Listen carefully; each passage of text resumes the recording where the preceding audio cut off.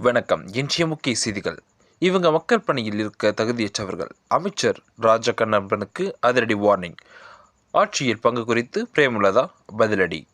தேசிய முற்போக்கு திராவிட கழகத்தின் 26ஆம் ஆண்டு கொடி நாளை முன்னிட்டு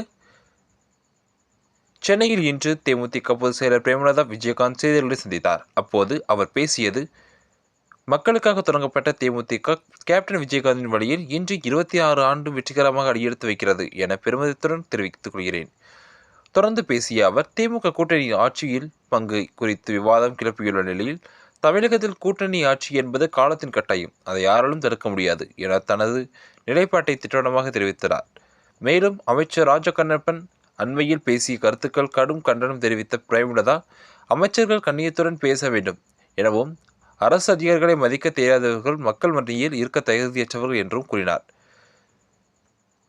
2026 சட்டமன்ற தேர்தல் யாரும் எதிர்பாராத மிகப்பெரிய அரசியல் மாற்றம் தமிழ்நாட்டில் நிகழ்வும். அதில் தேமுதிகவின் பங்கு முக்கியமாக இருக்கும் என அவர் அதிரடியாக கூறியுள்ளார்.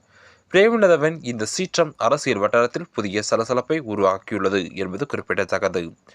இந்த 2026க்கான சட்டமன்ற தேர்தல் களமானது ஒரு யுத்தமாக அமையப் போவதில்லை என்பதில் எந்த ஒரு மாற்றமும் இல்லை. எதிர் மாற்ற ஒரு கருத்தும் இல்லை என்பது குறிப்பிடத்தக்கது.